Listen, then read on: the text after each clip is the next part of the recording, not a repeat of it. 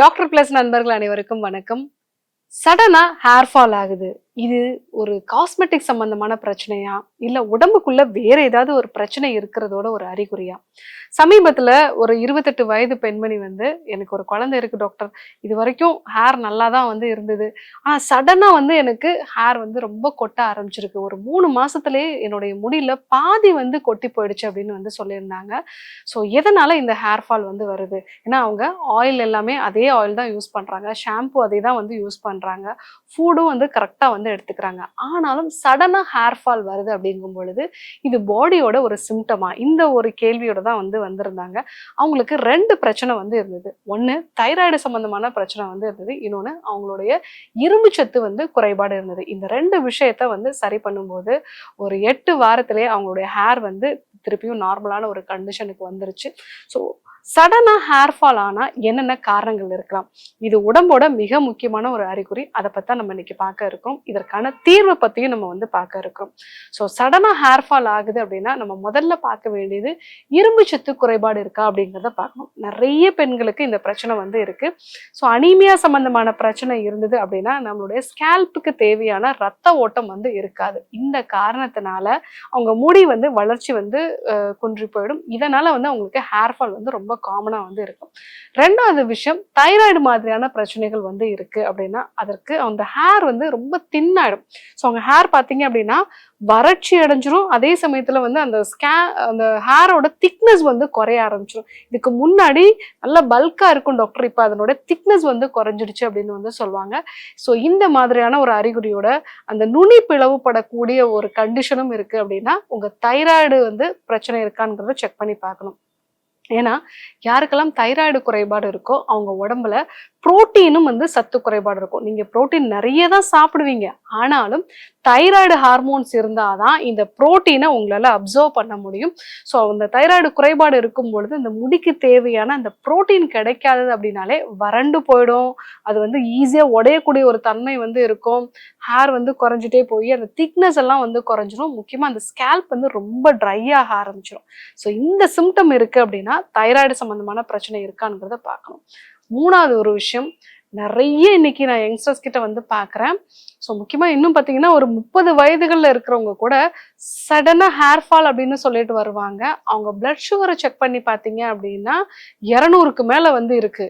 So இந்த மாதிரி sugar level அதிகமானாலும் பாடியோட ஒரு ப்ரொடெக்டிவ் மெக்கானிசமா இந்த ஹேர் க்ரோத்தை குறைச்சிடும். அப்போ தொடர்ந்து ஹேர் வந்து ஃபால் ஆகுது, சடனா வந்து ஃபால் ஆகுது அப்படின்னா உங்க பிளட் சுகரையும் வந்து செக் பண்ணி பாருங்க. அதுல முக்கியமா ஹெச்பிஏ1சியும் நம்ம செக் பண்ணி பார்க்கணும். ஏன்னா இந்த மாதிரியான ஒரு நபர் வந்து நான் பார்த்தேன். ஸோ அவங்க ஹேர் ஃபால் இருந்திருக்கு, பிளட் சுகர் வந்து செக் பண்ணி பார்த்துருக்காங்க. ஃபாஸ்டிங்ல ஒரு 1 or 2 இருந்திருக்கு. சாப்பிட்டதுக்கு அப்புறமா வந்து 147 வந்து இருந்திருக்கு. ஆனா அவங்க ஹெச்பிஏ1சியை வந்து செக் பண்ணி பார்க்கும் பொழுது 6.8 இருக்கு. ஸோ இந்த மாதிரியான அறிகுறிகளோட உங்களுக்கு ஹெச்பிஏ1சி வந்து அதிகமா இருக்கு அப்படின்னா கண்டிப்பா அதனாலையும் வந்து உங்களுக்கு ஹேர் ஃபால் வந்து இருக்கலாம். ஸோ அதனால ஹேர் ஃபால் இருக்கு அப்படின்னு நீங்க ஃபாஸ்டிங் போஸ்ட் பண்டில் மட்டும் செக் பண்ணாதீங்க.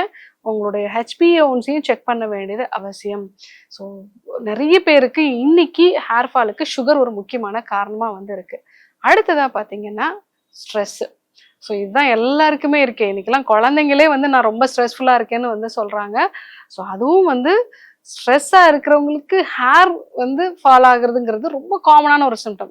ஏன் ஸ்ட்ரெஸ் ஆனா ஹேர் வந்து growth வந்து குறையுது அப்படின்னு பார்த்தீங்கன்னா, நம்ம பாடியில ஸ்ட்ரெஸ் ஆகும் பொழுது ராஜ உறுப்புகள்னு சொல்லக்கூடிய இதயம், நுரையீரல், மூளை, சிறுநீரகம், கல்லீரல் இந்த உறுப்புகளுக்கு தான் அதிகமான அளவுக்கு ரத்த ஓட்டம் வந்து போகும்.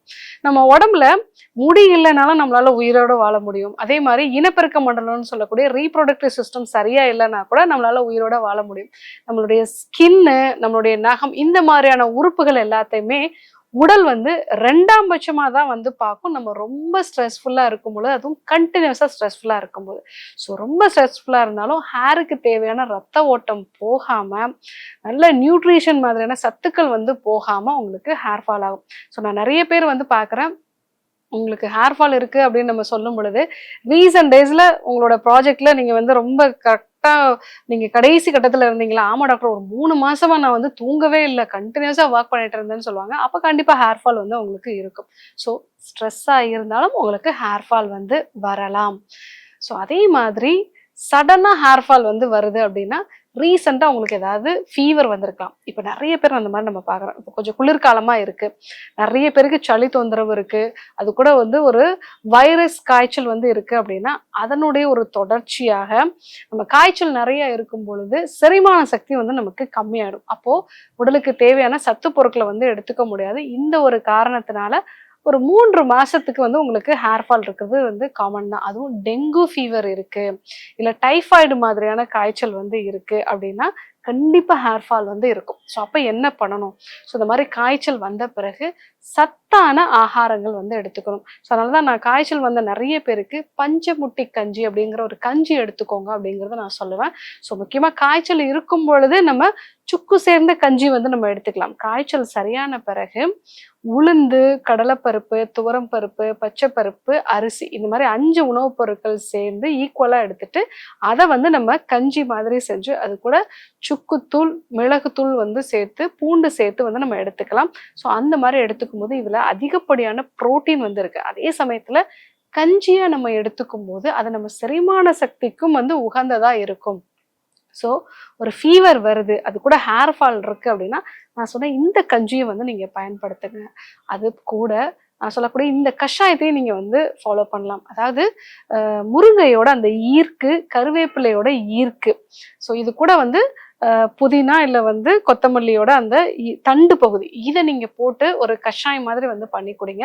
ஸோ இதுல இரும்பு சத்து அதிகமா இருக்கும்.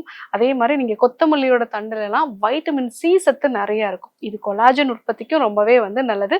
ஹேர் ஃபாலை நல்லாவே வந்து குறைக்கும். ஸோ காய்ச்சல்னால உங்களுக்கு முடி கொட்டுதல் சம்பந்தமான பிரச்சனை இருக்குன்னா கண்டிப்பா இந்த உணவுப் பொருட்கள் எல்லாம் ஃபாலோ பண்ணீங்க அப்படின்னா உங்களுக்கு ஹேர் ஃபால் நல்லாவே வந்து குறையும்.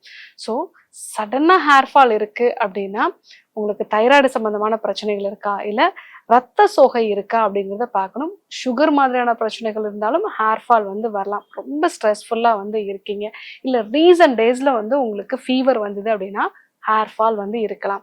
ஸோ அப்போ நீங்க நான் சொன்ன மாதிரி இந்த உணவு முறைகள் எல்லாமே வந்து கரெக்டா ஃபாலோ பண்ணுங்க. இது கூட கேஷியா அமிர்து ஹேர் ஆயிலும் கேஷியா அமிர்து கேப்சூல்ஸும் நீங்க வந்து ஃபாலோ பண்ணலாம். ஸோ இது வந்து இரும்பு சத்து குறைபாடு, அதே மாதிரி இந்த வைட்டமின் சத்து குறைபாடு, இந்த மாதிரியான பிரச்சனைகள் எல்லாத்துக்குமே நல்ல ஒரு தீர்வா இருக்கும்.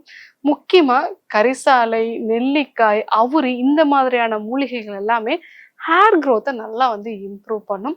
ஸோ அதை நம்ம பயன்படுத்தும் போது ஹேரை வந்து நல்லா இம்ப்ரூவ் பண்ணிக்கலாம். ஹேர் ஃபால் அப்படிங்கிறது ஒரு அழகு சார்ந்த பிரச்சனை கிடையாதுங்க. உடம்புக்குள்ள ஒரு பிரச்சனை இருக்கு அப்படிங்கிறதோட ஒரு முக்கியமான அறிகுறி.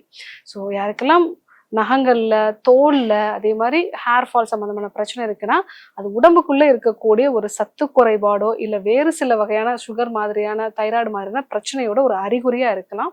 அதனால அதை அலட்சியப்படுத்த வேண்டாம். ஸோ ஹேர் ஃபால் அப்படிங்கிறது வந்து நிறைய பேருக்கு இன்னைக்கு இருக்கு. ஆனால் இதற்கான காரணம் என்னங்கிறத நம்ம தெரிஞ்சுக்காமலே ஏதோ ஒரு ஷாம்பு மாத்துறது, இல்ல ஒரு ஹேர் ஆயில் மாத்துறது, இந்த ஒரு விஷயத்த மட்டும் நம்ம வந்து ஃபாலோ பண்ணிட்டு இருக்கோம். அப்படி இல்லாம உங்களுக்குள்ள என்ன பிரச்சனை இருக்குங்கிறத கரெக்டா தெரிஞ்சுக்கிட்டீங்க அப்படின்னா ஹேர் ஃபாலை சரி பண்றது மட்டும் இல்லாம அந்த பிரச்சனையோட மூல காரணத்தையும் வந்து நம்ம சரி பண்ணிக்கலாம். ஸோ ஹேர் ஃபாலை பத்தி முக்கியமான விஷயங்கள்லாம் வந்து நம்ம தெரிஞ்சுக்கிட்டோம். அதே மாதிரி என்னென்ன உணவுப் பொருட்கள்லாம் எடுத்துக்கணும் அப்படிங்கிறதையும் வந்து நம்ம தெரிஞ்சுக்கிட்டோம். கண்டிப்பா ஃபாலோ பண்ணி பாருங்க.